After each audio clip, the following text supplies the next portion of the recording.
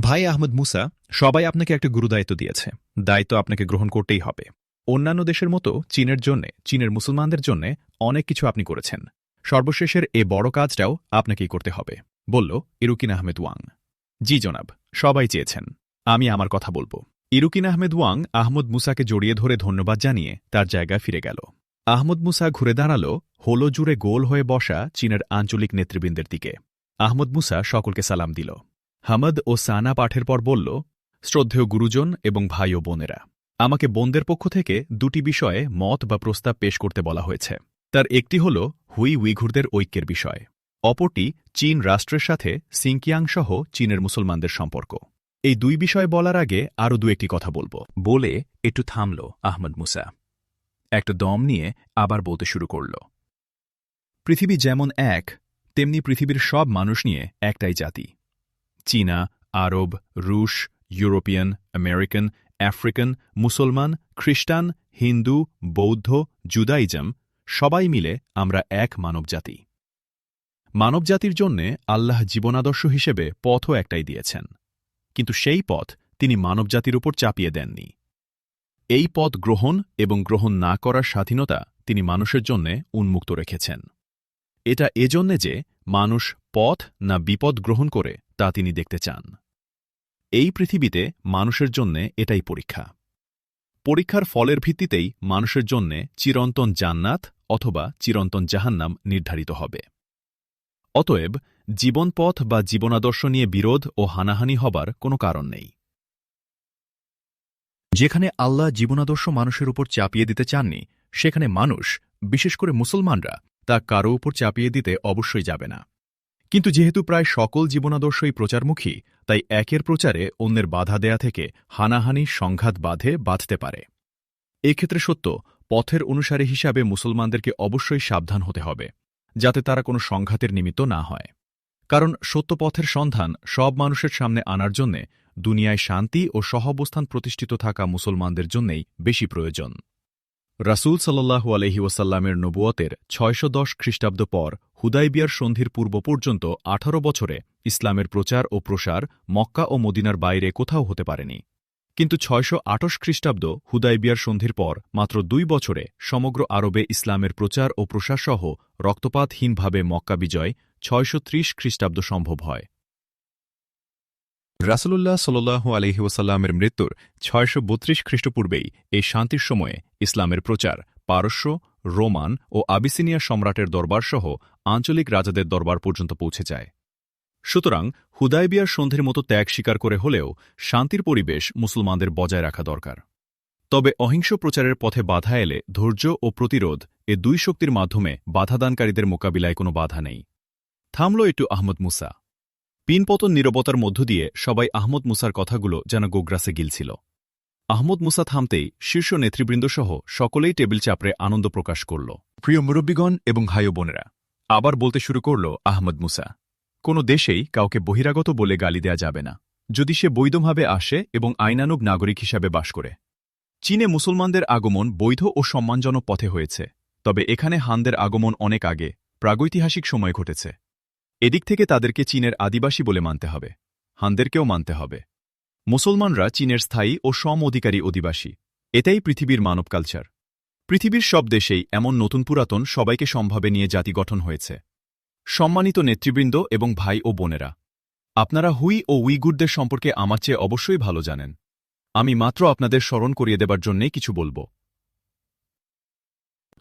উইঘুররা এক আল্লাহর বান্দা এবং এক নবী সাল্লাল্লাহু আলাইহি ওয়াসাল্লাম ও এক কিতাবের অনুসারী। মুসলিম হিসাবে তাদের মধ্যে কোনো পার্থক্য নেই, তবে চীনে আগমনের দিক দিয়ে তাদের ইতিহাস ও মনন কিছু ভিন্ন হয়ে গেছে। সাধারণভাবে এটা ধরে নেওয়া হয় রাসূল সাল্লাল্লাহু আলাইহি ওয়াসাল্লামের সময় ৬১৬-১৭ সাল থেকে সাদ বিন আবি ওয়াক্কাস রাদিয়াল্লাহু আনহু, জাফর ইবনে আবি তালিব রাদিয়াল্লাহু আনহু এবং জাহাসুদের রাদিয়াল্লাহু আনহু মতো মুসলিম মিশনারি, যারা চট্টগ্রাম, কামরূপ, মণিপুর হয়ে কিংবা ইন্দোনেশিয়া ঘুরে পূর্ব চীন সাগর হয়ে চীনের গুয়াংজু সহ চীনের দক্ষিণ পূর্বাঞ্চলে প্রবেশ করে, তারাই হুইদের উত্তরপুরুষ। এরা বৈধভাবেই চীনে আসে। চীনে ট্যাং ডাইনেস্টির সম্রাট গাওজং ৬৫১ সালে খলিফা উসমান রাদিয়াল্লাহু আনহু-এর প্রতিনিধি দলকে সাদরে দরবারে গ্রহণ করেন। ট্যাং ডাইনেস্টির রেকর্ডে এই আরব মুসলমানদের তার্সি বলে উল্লেখ করা হয়েছে। তাশি আসলে তাজি শব্দের অপভ্রংশ। তাজি পারসিকদের ব্যবহৃত আরবের প্রতিশব্দ। আরবদের সাথে কিছু পারসিকরাও চীনে আসে। ট্যাং ডাইনেস্টির গোটা সময়কালে ৬১৮ থেকে ৯০৭ খ্রিস্টাব্দ চীনের পূর্ব উপকূলের গুয়াংজু বন্দর দিয়ে অব্যাহতভাবে মুসলমানরা চীনে আসে। গুয়াংজু শহরেই প্রথম মুসলিম বসতি এবং প্রথম মসজিদ হুয়াইশেং নির্মিত হয়। চীনে মুসলমানদের আরেকটি প্রবাহ চীনের উত্তর পশ্চিম পাহাড়ি পথে এবং সিল্ক রোড দিয়ে আসা শুরু হয়। আব্বাসীয় খলিফাদের গোটা শাসন আমলে আরব, পারসিক ও তুর্কি মুসলমানদের আগমন অব্যাহত থাকে। এই মুসলমানরা সামরিক পরিচয় নিয়ে চীনে আসে। ৭৫৬ খ্রিস্টাব্দে আব্বাসীয় খলিফা আরব, পার্সিক মুসলমানদের একটি গ্রুপকে ট্যাং সম্রাট শু শুংয়ের সাহায্যে কানসুতে পাঠান। ট্যাং ডাইনেস্টির পর শুং ডাইনেস্টির ৯৬০ থেকে ১২৭৯ খ্রিস্টাব্দ সময়েও মুসলমানদের এই সামরিক আগমন অব্যাহত থাকে। শুং সম্রাট সেন শুং ১০৭০ খ্রিস্টাব্দে বোখারা থেকে ৫৩০০ মুসলমানকে আমন্ত্রণ করে চীনে নিয়ে আসে এবং শুংয়ের রাজধানী কাইফেং ও ইয়ানচিং বেইজিংয়ের মধ্যবর্তী স্থানে নিরাপত্তার শক্তি হিসেবে মোতায়েন করে। এই জায়গাটা ছিল চীনা সাম্রাজ্য ও লিয়াও শাসকদের এলাকার মধ্যে একটা বাফার অঞ্চল। এখানেই বোখারা থেকে আনা সৈনিক মুসলমানদের বসতি গড়ে ওঠে। ১০৮০ সালে ১০,০০০ ঘোর সওয়ার মুসলমান চীনের উত্তরাঞ্চলে বসতি স্থাপন করে। সামরিক শক্তি হিসাবে মুসলমানদের চীনে প্রবেশের কয়েকটা দৃষ্টান্ত এজন্যই উল্লেখ করলাম যে উত্তর পশ্চিমের পাহাড়ি পথে ও সিল্ক রোড দিয়ে সেই সময় আসা মুসলমানদের মধ্যে সামরিক চরিত্র প্রধান ছিল এবং তারা স্বাধীন রাষ্ট্র প্রতিষ্ঠায় প্রত্যাশী ছিল। আমাদের উইগুর মুসলমানদের পূর্বসূরি এরাই। এদের স্বাধীন রাষ্ট্র প্রতিষ্ঠার চেতনা উইগুরদের মধ্যে এখনও আছে। ২০ শতকের ২০-এর দশকে তারা একটা ক্ষণস্থায়ী স্বাধীন রাষ্ট্রের মালিকও হয়েছিল, কিন্তু টিকেনি। উইগুরদের স্বাধীন রাষ্ট্র চেতনা ও চেষ্টা চীনের মেজরিটি মানুষ ও শাসকদের সাথে তাদের দূরত্ব ও সংঘাত বাড়িয়েছে। এর ফলে তাদের উপর জুলুম, নির্যাতন বেড়েছে। আহমদ মুসা একটু থামল। গোটা হল এ নিঃশব্দ নীরবতা। নির্বাক লোকদের স্থির চোখের অনড় দৃষ্টি আহমদ মুসার মুখের উপর নিবদ্ধ। আহমদ মুসা থামলেও তারা স্থির, অচঞ্চল। গ্লাস থেকে একটু পানি খেয়ে নিয়ে প্রিয় নেতৃবৃন্দ এবং ভাই ও বোনেরা বলে আহমদ মুসা শুরু করল আবার। আমার উপরের আলোচনা থেকে পরিষ্কার, আজ উইঘুররা জুলুম নির্যাতনের শিকার। সেটা তাদের সামরিক চরিত্র ও স্বাধীন চেষ্টার কারণে, কোনো অপরাধের কারণে নয়। অন্যদিকে হুইরা যে এ থেকে মুক্ত আছে সেটা এই কারণে যে তাদের মধ্যে শান্তিবাদী ও মিশনারি চরিত্র প্রধান। তারা তাদের ঈমান আকিদা মেজরিটির কাছে বিকিয়ে দিয়েছে, এই কারণে তারা রক্ষা পাচ্ছে। সত্য এটা নয়। তবে এ কথা ঠিক যে হুইরা চীনের মেজরিটি মানুষের মূলস্রোতে যতটা মিশে গেছে, উইঘুররা ততটা যায়নি। মিং ডাইনেস্টির ১৩১৮ থেকে ১৬৪৪ খ্রিস্টাব্দ সময়ে চীনে মুসলমানদের চীনাকরণ শুরু হয়। চীনা মুসলমানরা চীনা ভাষা ও পোশাক গ্রহণ করে। চীনা নামও তারা গ্রহণ করে নেয়। বাড়িও তাদের চীনা রীতিতে তৈরি হতে থাকে। চীনা খাদ্যও তারা গ্রহণ করে। কিন্তু এর মধ্যেই চীনা মুসলমানরা তাদের স্বাতন্ত্র্য চিহ্নিত করে। যেমন তারা খাদ্যে হালাল হারাম মেনে চলে সকলকে জানান দিয়েই। মেজরিটি হানদের বাড়ি থেকে মুসলমানদের বাড়ি আলাদাভাবে চিহ্নিত করার জন্যে প্রতিটি মুসলিম বাড়ি প্রকাশ্য স্থানে আরবিতে নানা ধর্মীয় ও পরিচয়মূলক বিষয় খোদাই করা হয়। পোশাকের ক্ষেত্রে চীনা পোশাকেই মুসলমানরা হিজাবের অনুশাসন মেনে চলে, যা তাদেরকে অন্যদের থেকে আলাদাভাবে চিহ্নিত করে। মুসলমানরা চীনা নাম গ্রহণ করলেও তাতে মুসলিম পরিচয় প্রকাশ করে। নামের সাথে তারা কিছু শব্দ সংকেত যোগ করে, যা হয় তাদের মুসলিম পরিচয় জ্ঞাপক। যেমন এখানে উপস্থিত আছেন মা চু ইং ও মা ঝু সুলতান। তাদের নামের আগের মা শব্দ আসলে মাহমুদ, সুতরাং তাদের নাম হল মোহাম্মদ চু ইং ও মোহাম্মদ ঝু সুলতান। অনুরূপভাবে এখানে উপস্থিত বিজ্ঞানী বোন ফা জি ঝাওয়ের কথা বলি। তার নামের প্রথম ফা শব্দ সংকেতের অর্থ ফাতিমা, সুতরাং তার নাম দাঁড়াচ্ছে ফাতিমা জি ঝাও। আমি আগেই বলেছি, এই চীনাকরণ উইঘুরদের চেয়ে হুইরা বেশি গ্রহণ করেছে এবং এটা কোনোভাবেই দোষের নয়।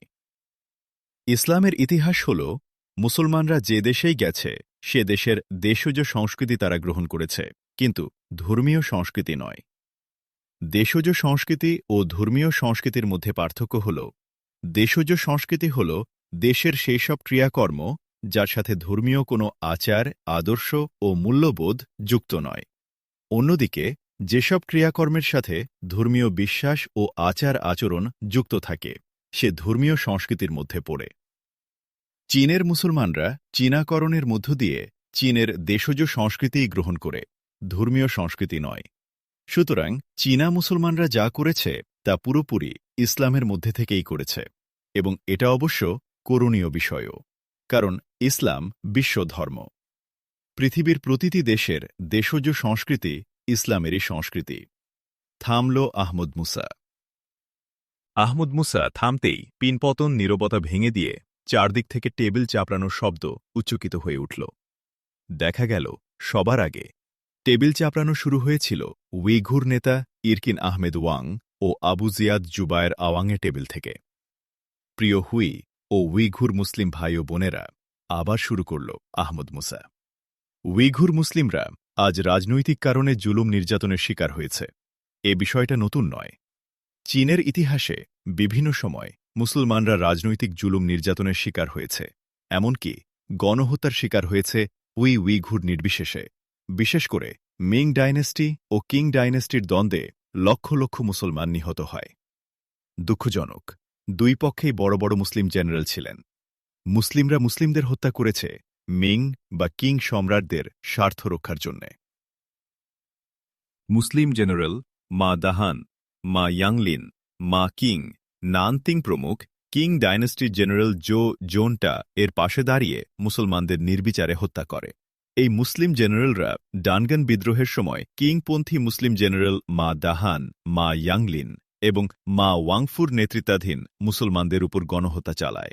এই সময় কয়েক মিলিয়ন মুসলমান নিহত হয়। এইসব যুদ্ধে হুইদের ছিল ব্যাপক অংশগ্রহণ। সেদিনও কখনো হুইরা উইঘুরদের উপর, উইঘুররা হুইদের উপর হত্যাকাণ্ড চালায়। মনে করা হচ্ছে আজও হুইদের রাজনৈতিক স্বার্থে ব্যবহার করা হচ্ছে উইঘুরদের বিরুদ্ধে। তেমনি আজ চীনের বাইরেও ব্যাপক ধারণা যে উইঘুরদের বিক্ষোভ বিদ্রোহকে আমেরিকা তার রাজনৈতিক স্বার্থে চীনের বিরুদ্ধে ব্যবহার করে আসছে কৌশলে।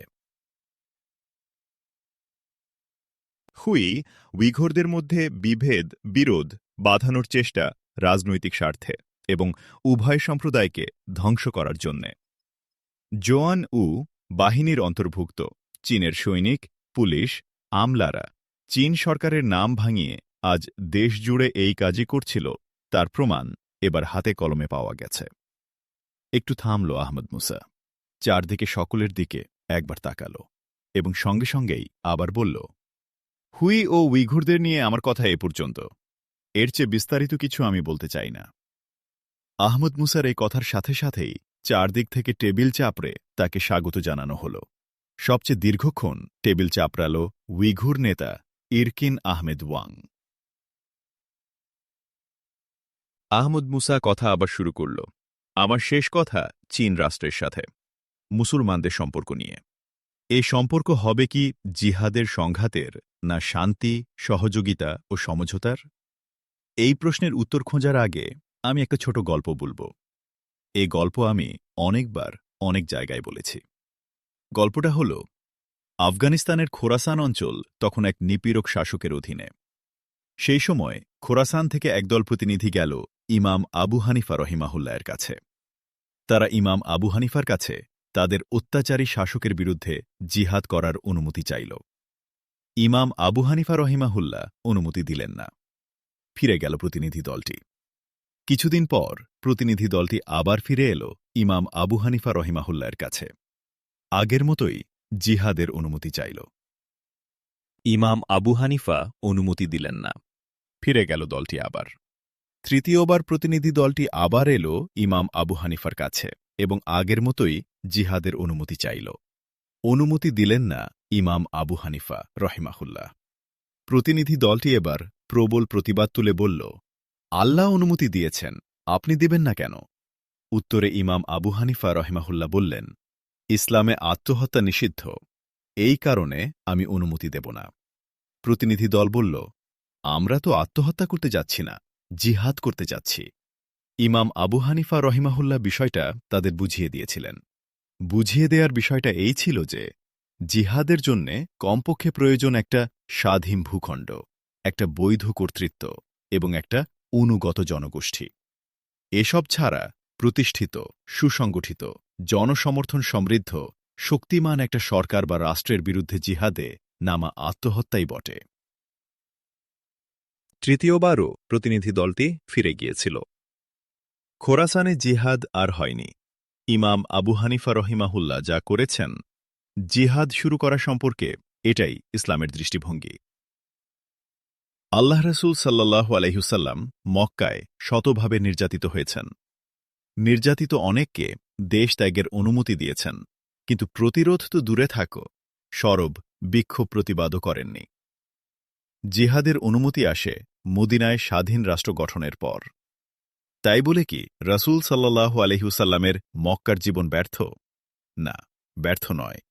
নির্যাতিত নিপীড়িত হওয়াও এক ধরনের দাওয়াত, প্রচার এবং জিহাদও।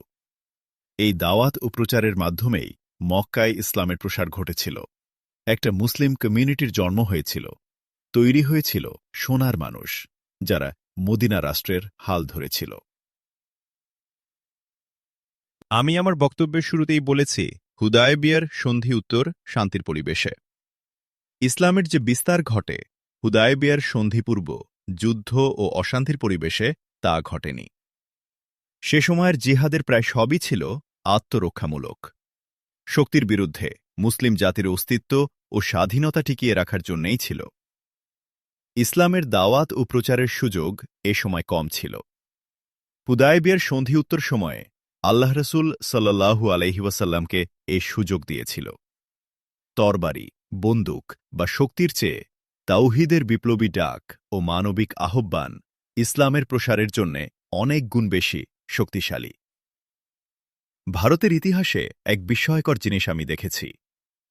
দিল্লি ৮০০ বছর মুসলিম শাসনের কেন্দ্র ছিল, কিন্তু দিল্লি ও এর চারদিকের এলাকায় মুসলমানরা দারুণভাবে সংখ্যালঘু ছিল। কিন্তু দিল্লি থেকে সবচেয়ে দূরে বাংলাদেশে মুসলমানরা বিপুলভাবে সংখ্যাগুরু। এর কারণ বাংলাদেশের শক্তি নয়, আলেম ও মুসলিম নারীদের মাধ্যমে ইসলামের মানবিক রূপ বাংলাদেশের মানুষ দেখেছে। ফলে দলে দলে তারা ইসলামের ছায়ায় আশ্রয় নিয়েছে।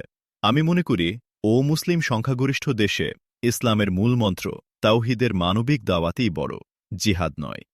১৫০ কোটি লোকের দেশ চীনে ৫ কোটি মুসলমানের দাওয়াত ও প্রচারের জিহাদি আজ বেশি প্রয়োজন। এর চেয়ে ভালো বিকল্প আর নেই। থামল আহমদ মুসা, তাকাল মাচু ইং ও ইরকিন আহমেদ ওয়াংয়ের দিকে, বলল, সম্মানিত নেতৃবৃন্দ, আমার সব কথা বলেছি।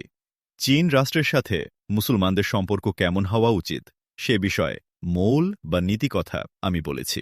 এর চেয়ে স্পষ্ট কথা কি আমার বলার প্রয়োজন আছে? মনে করি নেই। কার্যকর স্থায়ী সম্পর্কের জন্যে লেনদেনের যে বিষয়টা, সেটা আপনাদের কাছ থেকে এলেই ভালো হয়। কথা শেষ করে আহমদ মুসা বসল। হুই নেতা মাচু ইং এবং উইঘুর নেতা ইরকিন আহমেদ ওয়াং নিচু গলায় কিছুক্ষণ আলোচনা করল। পরে দুজন সোজা হয়ে তাদের চেয়ারে বসল। উঠে দাঁড়াল ইরকিন আহমেদ ওয়াং। সকলের দিকে একবার তাকিয়ে নিয়ে বলল, উপস্থিত চীনের মুসলিম নেতৃবৃন্দ, আমাদের মহান ভাই আহমদ মুসাকে উইঘুর সম্পর্ক এবং চীন রাষ্ট্রের সাথে মুসলমানদের সম্পর্ক বিষয়ে সমাধান বা করণীয় সূচক ২টি প্রস্তাব পেশ করার জন্য দায়িত্ব দেয়া হয়েছিল। আলহামদুলিল্লাহ, তিনি উক্ত ২ বিষয়েই তার সুন্দর স্টাইলে তার কথা ও মত আমাদের কাছে তুলে ধরেছেন।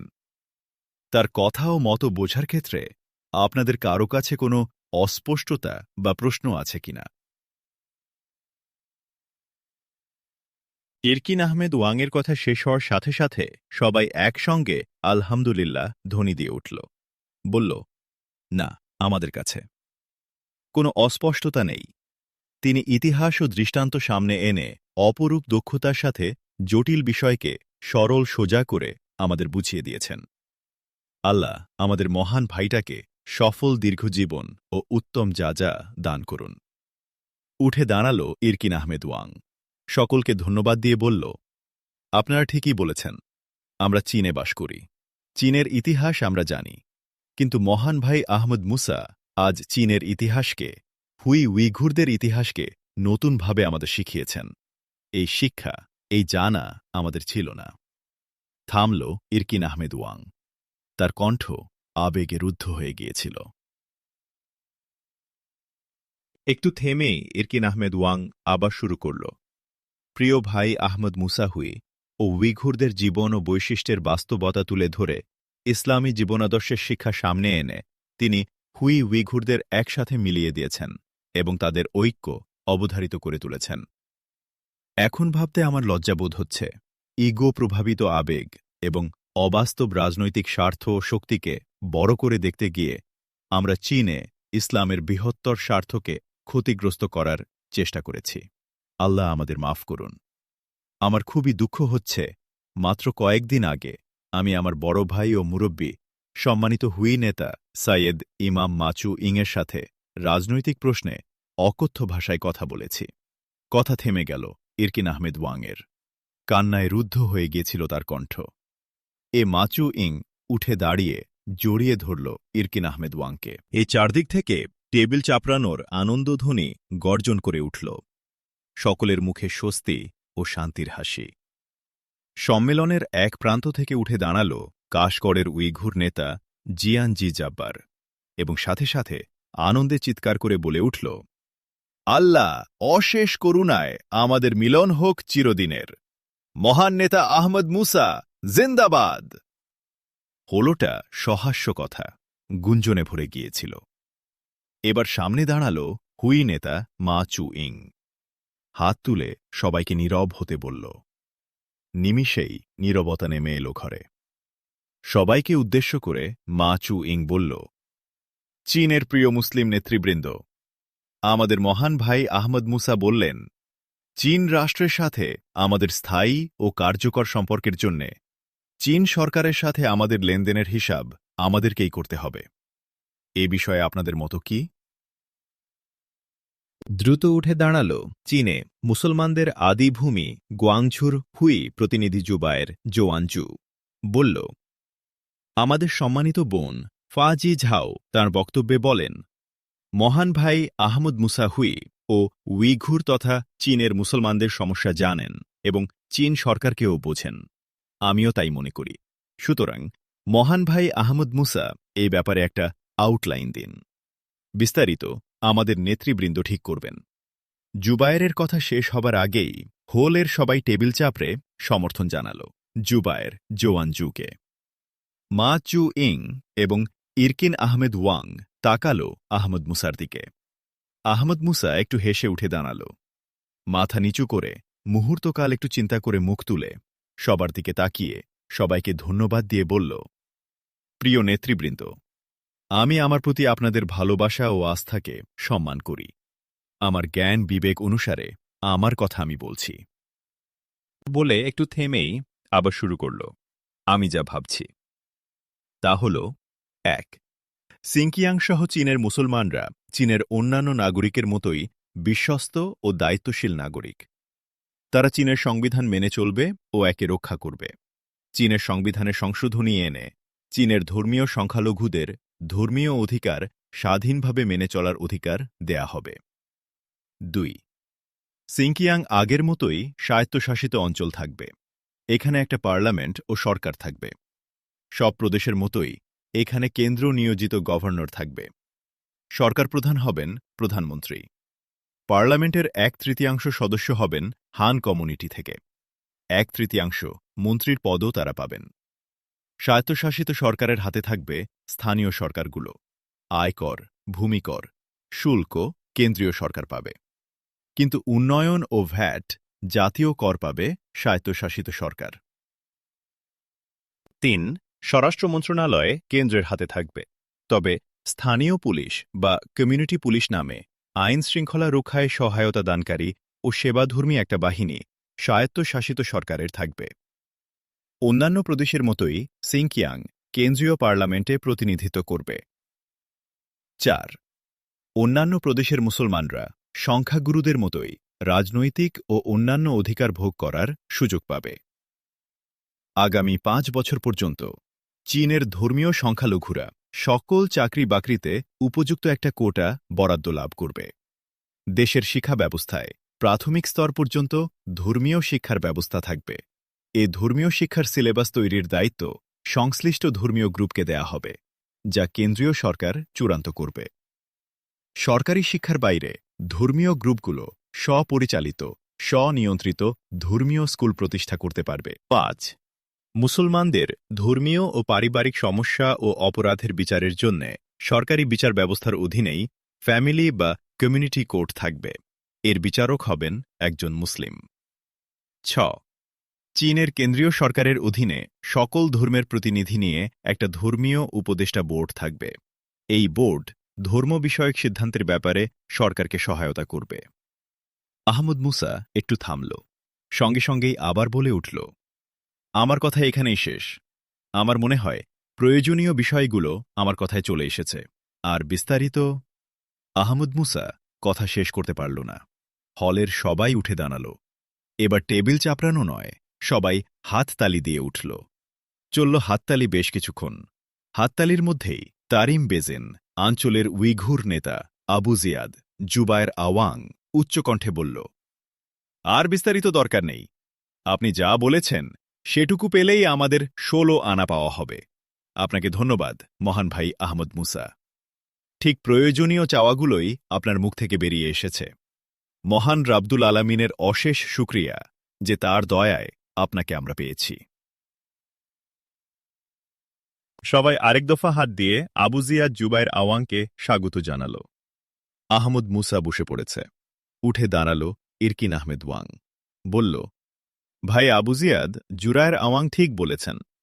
আমাদের প্রধান চাওয়ার কোনোটাই বাদ পড়েনি। সব প্রশংসা আল্লাহ রাব্বুল আলামিনের।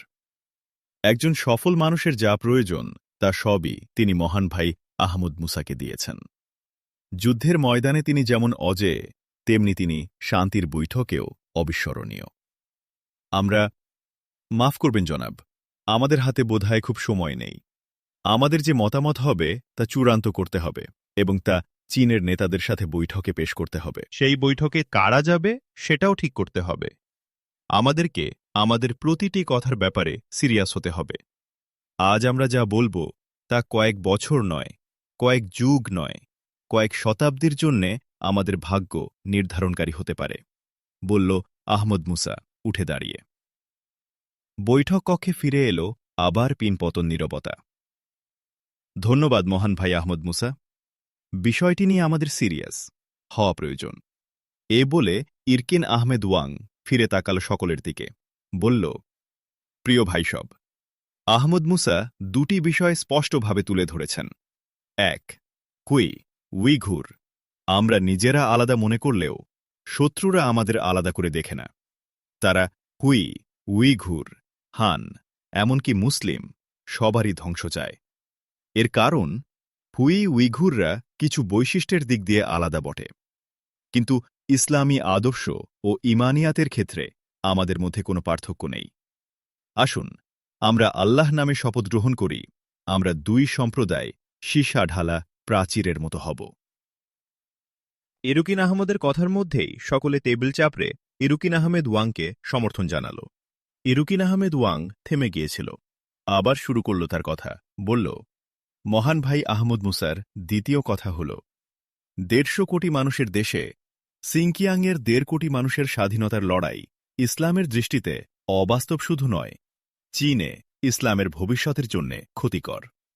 সুতরাং আমরা মুসলমানরা চীন রাষ্ট্রের বিশ্বস্ত ও অনুগত নাগরিক হিসেবে ধর্মীয় সংখ্যালঘুর অধিকার ও স্বাধীনতা নিয়ে শান্তি ও সমঝোতার পথে চলে চীনের উন্নয়ন অগ্রগতি সাধনসহ শান্তি সংরক্ষণে অংশ আমাদের নিতে হবে।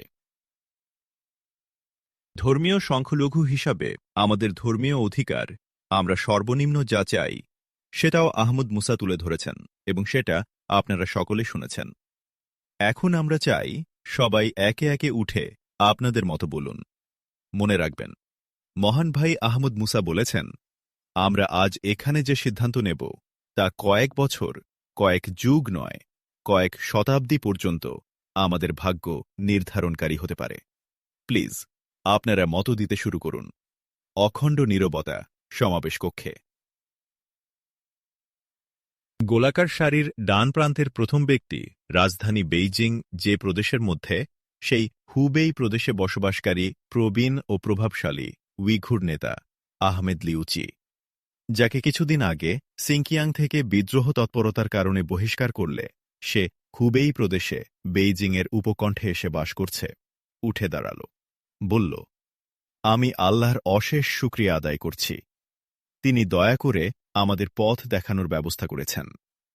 আজকের দুনিয়ায় ঈমান ও কল্যাণের পরশপাথর আল্লাহর এক দয়া মহান। ভাই আহমদ মুসার মাধ্যমে আল্লাহ আমার ও আমাদের সকলের চোখ খুলে দিয়েছেন। আমি কথা শেষ করতে পারল না আহমেদ লিউচি। কান্নায় রুদ্ধ হয়ে গেল তার কথা। সরি বলে সে পকেট থেকে রুমাল বের করে চোখ মুছে নিল। সবার দিকে তাকিয়ে আবার সরি বলে কথা শুরু করল। বলল, আমি আল্লাহকে হাজির নাজির মেনে আমার সব বুদ্ধি বিবেচনা সামনে রেখে সর্বনিয়ন্তা আল্লাহ সন্তুষ্টি বিধান, ইসলামের স্বার্থ সংরক্ষণ, আমাদের সকলের কল্যাণ এবং আমার প্রিয় মাতৃভূমি চীনের শান্তি, শক্তি ও সমৃদ্ধির জন্যে উপস্থাপিত দুই মতকে আমি আমার মত হিসাবে গ্রহণ করছি। মহান ভাই আহমদ মুসা ধর্মীয় সংখ্যালঘু হিসাবে রাষ্ট্রের কাছ থেকে অধিকারের যে দফাগুলো দিয়েছেন তাকে আপাতত আমাদের জন্য আমি যথেষ্ট মনে করছি। আল্লাহর কাছে আমি কায়মনোবাকে প্রার্থনা করছি, দয়াময় আমাদের সিদ্ধান্তকে বরকত দান করুন। প্রিয় মাতৃভূমি চীনে শান্তি ও সমৃদ্ধি দিন। মহান ভাই আহমদ মুসাকে রাব্বুল আলামিন দীর্ঘ নেক হায়াত করুন এবং আমাদের মতো অন্ধদের পথ দেখাবার জন্যে তার শক্তি, সাহস, বুদ্ধি, বিবেচনা ও ঈমান লক্ষ গুণ বাড়িয়ে দিন। আমাদের ভাই আহমদ মুসা চীনে পা রাখার আগ থেকে গোটা সময় কত রাত জীবন বাজি রেখে যে লড়াই করেছেন, বারবার মৃত্যুর মুখে পড়েছেন, সীমাহীন দুঃখ কষ্ট স্বীকার করেছেন, তা আমাকে দুঃখের অশ্রু নয় গর্বের অশ্রুতে ডুবিয়ে দিয়েছে। থেমে গেল আহমদ লিউচিরও কণ্ঠ। শেষে তার কণ্ঠ আবেগে ভেঙে পড়েছিল। কথা শেষ হওয়ার পর সেই আবেগ কান্নায় রূপ নিল। সে কান্না আটকাবার জন্যে মুখে রুমাল চাপা দিয়ে সে বসে পড়ল। হল জুড়ে নীরবতা। কারো চোখ শুকনো নেই, কেউ চোখ মুছছে, কারো চোখ দিয়ে অশ্রু গড়াচ্ছে। সবাই আবেগে উদ্বেলিত। আহমদ লিউ চিরপর সবাই একে একে তার মতো প্রকাশ করল। কথা বলার সময় সবাই ছিল দায়িত্বশীল, তার সাথে আবেগতাড়িত। উপস্থাপিত দুই মতকে সবাই দায়িত্বশীলতার সাথে গ্রহণ করল। সবার কথা বলা শেষ হলে হুই নেতা মা চু ইং এবং উইঘুর নেতা ইরকিন আহমেদ ওয়াং সবাইকে ধন্যবাদ দিল।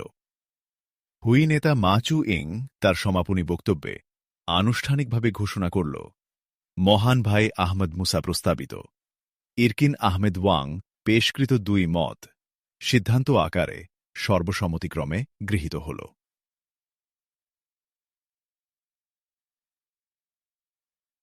আমি আমাদের ভাই সিংকিয়াংয়ের সাবেক গভর্নর লিউ ইউয়ানকে অনুরোধ করছি সিদ্ধান্ত দুটি এবং রাষ্ট্র ও মুসলমানদের সম্পর্ক বিষয়ক ভাই আহমদ মুসার প্রস্তাবগুলো লিখে ফেলার জন্যে। এটা খুব জরুরি। পরে এর উপর সবার দস্তখত নেওয়া হবে। সময় বেশি আমাদের হাতে নেই। এই মিটিংয়ের 15 মিনিট পরেই সরকারের সাথে আমাদের প্রতিনিধি দলকে বসতে হবে। মাচু ইং কথা শেষ করে ইরকিন আহমেদ ওয়াংয়ের সাথে পরামর্শ করে সকলের দিকে চেয়ে বলল, সবাইকে অসংখ্য ধন্যবাদ। মিটিংয়ের কাজ এখানেই শেষ করছি, তবে এই 15 মিনিট কেউ কোথাও যাবেন না। সরকারের সাথে আলোচনার জন্য যে প্রতিনিধি দল গঠন করেছেন আপনারা, তাদের সাথে আলোচনা কথা বলার সুযোগ আপনারা নিন, এটা আমরা চাই। কথা শেষ করল মা চু ইং। সবাই উঠে দাঁড়িয়ে হাততালি দিয়ে অভিনন্দিত করল তাকে। মিটিং শেষ হল। হলভরা নেতৃবৃন্দের সবাই এসে ঘিরে ধরল আহমদ মুসাকে।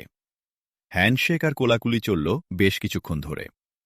সবার সাথে কুশল বিনিময় করে আহমদ মুসা বেরিয়ে এলো হলঘর থেকে। হল থেকে বেরুতেই স্পেশাল কমান্ডো ফোর্স আহমদ মুসার চারদিক ঘিরে দাঁড়াল। তাদের অফিসার আহমদ মুসাকে বাও করে বলল, এক্সেলেন্সি, প্রেসিডেন্সিয়াল অফিসে মিস্টার প্রেসিডেন্ট আপনার জন্য অপেক্ষা করছেন। কমান্ডো অফিসারের কথা শেষ হতেই মা চু ইং বলল, ভাই আহমদ মুসা, মিটিংয়ের আগে তো আপনার সাথে আর আমাদের দেখা হচ্ছে না। ড্রাফটটা চূড়ান্ত। জনাব যাকে ড্রাফট করার দায়িত্ব দিয়েছেন তিনি এসব ব্যাপারে আমার চেয়ে শতগুণ অভিজ্ঞ। আপনি চিন্তা করবেন না, বলল আহমদ মুসা। মাচু ইং এর পাশেই দাঁড়িয়েছিল লি ইউয়ান, মা ঝু সুলতান, ফা জি ঝাও, ইরকিন আহমেদ ওয়াং এবং আহমদ ইয়াং ও নেইজেন। আহমদ মুসা, তুমি শত্রুর মোকাবিলায় পাথরের মতো শক্ত, আর বিনয়ে তুমি মোমের মতো নরম। তোমাকে যিনি সৃষ্টি করছেন সেই আল্লাহর সমস্ত প্রশংসা, বলল সিংকিয়াংয়ের সাবেক গভর্নর লি ইউয়ান। স্যার, আপনি কি মিটিংয়ে থাকছেন? বলল ফা জি ঝাও। আমি তো কোনো পক্ষেরই নই, হেসে বলল আহমদ মুসা। আপনি আল্লাহর পক্ষের, বলল ফা জি ঝাও। তাহলে তো কোনো কথা নেই, আল্লাহর ইচ্ছা হলে তো অবশ্যই থাকব, আহমদ মুসা বলল। আহমদ মুসার কথা শেষ হতেই কমান্ডো অফিসার বিনীত কণ্ঠে বলল, এক্সেলেন্সি প্লিজ। হ্যাঁ, চলো, বলে আহমদ মুসা সবাইকে সালাম জানিয়ে বিদায় নিল। চলে গেল আহমদ মুসারা। মা ঝু সুলতানের চোখ দিয়ে অশ্রু গড়াচ্ছিল। চোখ মুছে সে বলল, গর্বে বুক ভরে যাচ্ছে। আমাদেরই এক ভাইকে চীন সরকার এত মূল্য, এত সম্মান দিচ্ছে। মাঝু, তাকে সম্মান দিচ্ছে না, সম্মান দিচ্ছে তার যোগ্যতা, জ্ঞান, বুদ্ধি ও মানবিকতাকে। অদ্ভুত এক পরশ পাথর সে। ডাক্তার ডা লুজি থেকে শুরু করে প্রেসিডেন্ট সহ চীন সরকারের যারাই তার সংস্পর্শে এসেছে তাদের সবাইকে সে জয় করে নিয়েছে। জানি, আজ সন্ধ্যায় প্রেসিডেন্ট প্রাসাদে প্রেসিডেন্টের মেয়ে ফ্যান ফ্যাংয়ের উদ্যোগে আহমদ মুসাকে সংবর্ধনা দেয়া হচ্ছে কানসুতে জন্মগ্রহণকারী চীনের এক জগৎজয়ী সন্তান হিসেবে, বলল লি ইউয়ান। তার কণ্ঠ আবেগে ভরা। পরম দয়ালু আল্লাহর সমস্ত প্রশংসা। তার দয়া না হলে তার মতো স্বপ্নের এক মানুষকে এইভাবে আমরা পেলাম কি করে? আলহামদুলিল্লাহ। মাচু ইংয়ের কথা আবেগে জড়িয়ে গেল। তার চোখের কোণায় অশ্রু। কথা শেষ করে মাচু ইং ঘুরে দাঁড়াল লি ইউয়ানের দিকে। বলল, চলুন ভাই সাহেব, আমরা গিয়ে বসি, বেশ সময় লাগবে। সবাই এগোল লাউঞ্জের দিকে। বসল গিয়ে সবাই লাউঞ্জের সোফাগুলোতে। লি ইউয়ানের পিএ ফোল্ডার থেকে কাগজ কলম বের করে টেবিলে রাখল। কলম হাতে নিল লি ইউয়ান। টেনে নিল কাগজ। বলল, আহমদ মুসা যা বলেছেন তার বাইরে আর কোনো কথা নেই। অডিও প্রিন্ট থেকে কথাগুলো টুকে নিয়ে সাজিয়ে নিলেই চলবে, বলে কাজ শুরু করে দিল লি ইউয়ান। নেতৃবৃন্দ সবাই তাকে ঘিরে বসেছে।